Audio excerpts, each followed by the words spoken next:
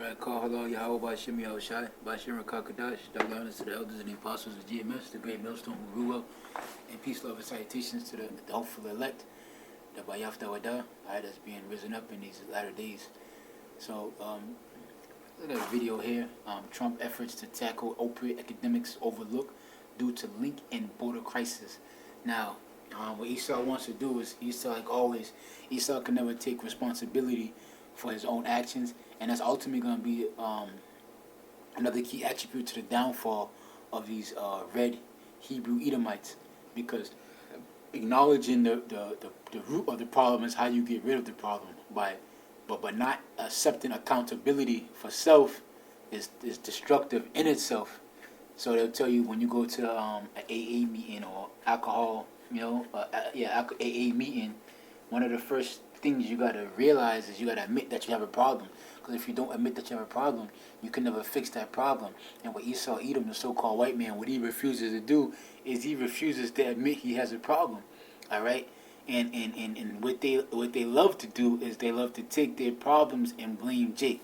So they want to try to link the opioid epidemic to Jacob, basically by complaining about the Ishakrites, which are the so-called Mexicans, complaining that they're bringing in all these drugs to America, and not to mention self-accountability. Just because somebody brings something to you doesn't mean you have to take it.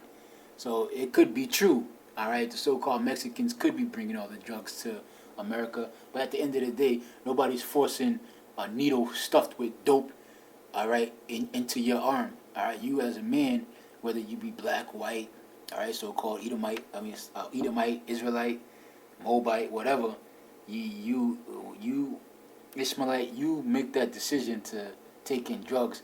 And when it was Jacob, when it was a so-called Negro, Latino Native American on drugs, all right, primarily in the late 80s and the early 90s, it was a thing of we needed to take accountability for our own actions, and they used that to militarize the police and have the police kicking in doors and breaking up families and sending men, all right, off to prison in a federal penitentiary, all right, for years on end for this drug substance, and they use it to get DSS involved and break up the families and, make this war on terror, which was just a war on so-called black people, and a war of just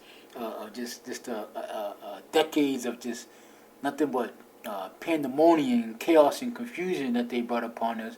But now, when the tables are turned, now when it's a crisis that's affecting white America, the news coverage on it suddenly is different.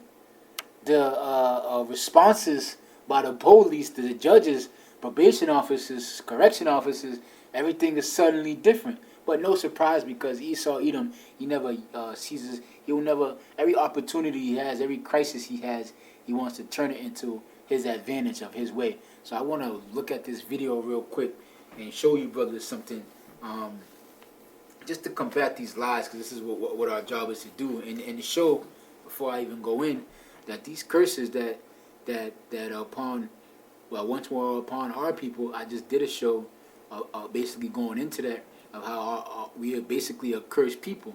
But let's go to Deuteronomy chapter 30, verse 7, right?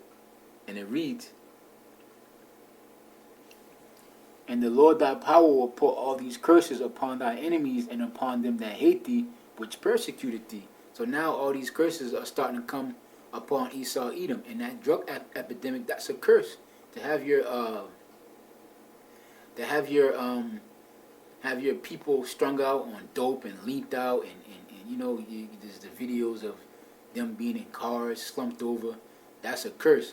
But primarily, more importantly, is these curses, all these curses that I'm talking about, these are the curses that are coming upon Egypt, America in total. There's bigger curses that's coming. This is 2nd Ezra chapter 15.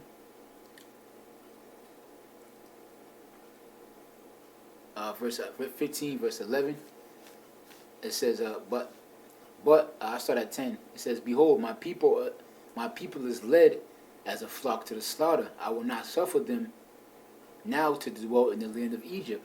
And going into the last video that I just did, projects and relegating us to the slums and us being poor, this is what the Heavenly Father is talking about. Us, our people being led, all right, as a flock to the slaughter, being led to our death and destruction.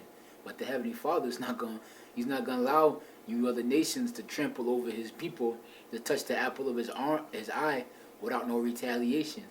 Okay? It says, behold, my people is led as a flock to the slaughter, back in 2 Ezra chapter 15, verse 10. I will not suffer them to dwell in the land of Egypt, but I will bring them out with a mighty hand and a stretched out arm, and smite Egypt with plagues as before, and I will destroy the land thereof. So Egypt is being smitten. Now, as before was the ancient Egypt, but this is America, which is modern day Egypt. All right, spiritually Egypt, spiritually Sodom and Gomorrah. All right, the place where the Heavenly Father right now is smiting them with plagues, and they're getting a taste and a dose of their own medicine. So I'm gonna play this video real quick.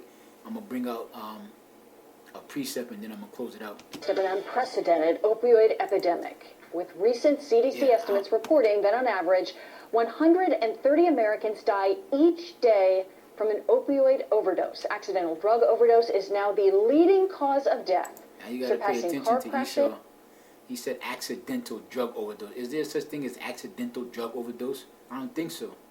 Right? So what you guys is accidental, and they play on these little words. It's unprecedented. Why is it unprecedented? Throughout the 80s and the 90s, right? Crack cocaine was running rampant through our neighborhoods, right? But now it's all of a sudden it's unprecedented because it's Esau Edom. And gun violence. For more insight, let's turn to former Associate Director of the White House Office of National Drug Control Policy and the Vice President of the Institute for Family, Community, and Opportunity at the Heritage Foundation, Charmaine Yost. Thank you so much for joining us. Hi, Molly. Yes, on this Mother's Day weekend, there are a lot of mothers out there that have been suffering through this epidemic, as well as their children. This was an enormous effort at the beginning of the Trump administration, and a very important one. It was one that was a big part of the campaign and continues to be as we start to watch the presidential races unfold across the country. Can you talk about the beginning of the Trump administration, the effort put into this, and where things are today? Right. Well, I think it's really important to recognize that the president used his bully pulpit to declare this a national public emergency, which really kind of set the tone across the administration. So it's so important with an issue like this that has so many different facets to it, to be sure that we're making public-private partnerships, that we're engaging across the administration horizontally. And you see that happening with this administration. The First Lady coming out with making the opioid crisis part of the Be Best campaign. Secretary Azar at HHS, Kellyanne mobilizing resources from the West Wing. And the president continuing to beat the drum and talk about it, invest resources in prevention. And then you also have the efforts down at the border. I don't think there's enough attention being paid to the fact the president talks about the fact that drug policy goes into border security, but that's a really essential point as we move forward and look at mobilizing all the resources for all the different facets of the crisis. And one of the things that can make things so challenging politically as well, I want to take a quick look, just sharing some of these national numbers that we have. We have just a couple of graphs that talk about really the impact of this overall epidemic as it's gone on. You can see the national drug overdose. Yeah, you see it on the rise, and it's going up and up, and it's going to continue to go up because the plagues is being unleashed on Egypt. The Heavenly Father wasn't playing when He said He was going to give you a dose of your own medicine, man. All right, it's going to just continue to get worse and worse. Deaths involving the opioid, how they've climbed here. And looking also at the next graph, this is really kind of speaking into the more than 70,000 deaths, 68%. You see that? Now, they talk about the overlook due to the link on the border crisis. All right, so they want to paint Jake, they want to paint Issachar as the main culprit of this, the reason behind this opioid epidemic, because they don't want to take responsibility for themselves. But you put up in a graphic here that 68% prescription, or 68% of the deaths, all right, out of the 70,000 were due to prescription. And they're not gonna mention huge pharmaceutical companies, multi-billion-dollar pharmaceutical companies that push these doctors to prescribe these medicines to people that don't need them, all right? And because they're making a killing.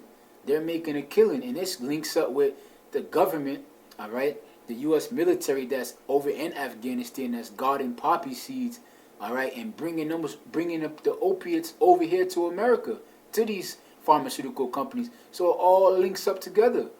One way or another, the American government, all right, is behind all of this. All right, they're behind all of this.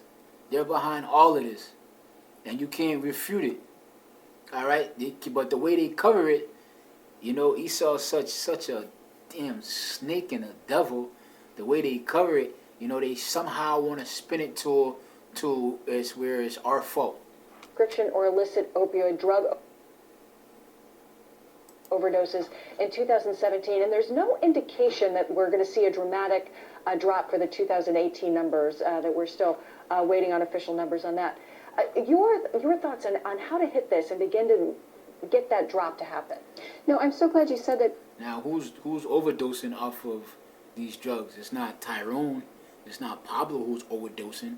It's you Edomites. It's the so-called white man, women and child that's overdosing off of these opioids. Because it's so tempting like they said, in a situation like this. Deaths from overdose have taken out gun violence.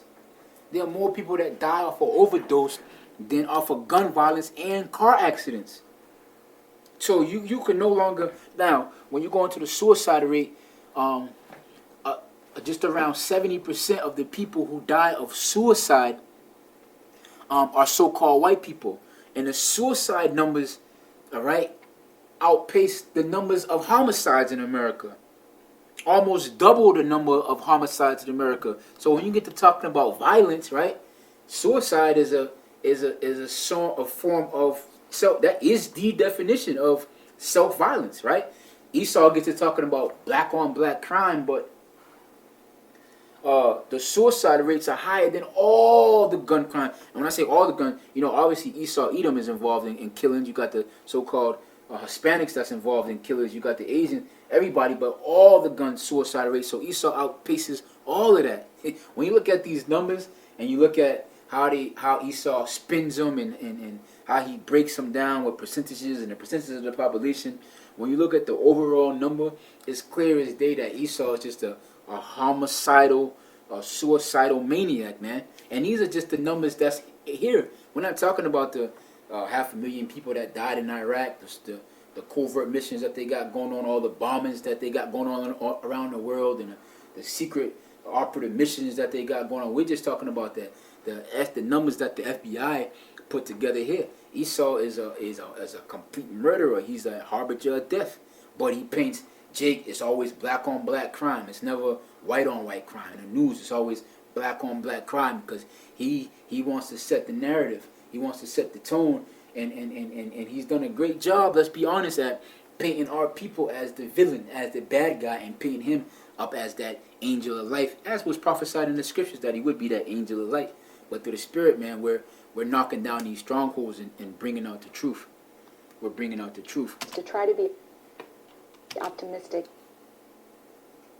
and say, you know, here's a vision and we're moving toward it. And it is important to maintain hope that we can move forward positively, and we can. But you also have to put that together with being realistic about how difficult it is to tackle something like addiction. And so at the Heritage Foundation, one of the things that we really emphasize is the importance of community. You see it on both sides of this issue. On the one hand, when you look at prevention, one of the key issues that is most important in keeping kids away from drugs is their sense of connection to community. The data is very clear on that. But when you look at the other side, when you're dealing with someone who is already caught in the grips of a very privileged... Shut up. I'm going to bring out the precept and then I'm going to close it out. Lamentations chapter 4, verse 21. Rejoice and be glad, O daughter of Edom, that dwellest in the land of Uz. The cup also shall pass through unto thee. Thou shalt be drunken, and thou shalt make thyself naked. And that cup, that's what you're drinking from. All right, so just rejoice and live it up. Don't worry about how you could get your numbers down. Just worry about yourself and worry about living in your kingdom, because all this is coming to an end. You got a big missile, a big nuke that's going to be shot over here, all right, by way of Russia coming soon. All right, so just rejoice, live up your kingdom, but you're going to drink from that cup. All right, you're going to drink from that cup, and that's that same snare that you set for our people. You're going to get it, but you're going to get it worse, pursuant to the book of Revelations, the 18th chapter, where it says, reward her even as she rewarded you. and give unto her the cup in which she filled, give unto her double. Alright, so with that, I want to give all praises, glory, and honor to Yahweh Bashim Yahushai, double honors to the elders and the apostles of GMS, the great millstone who rule well, and peace, love, and salutations to the house of David. To the next show, I say Shalom.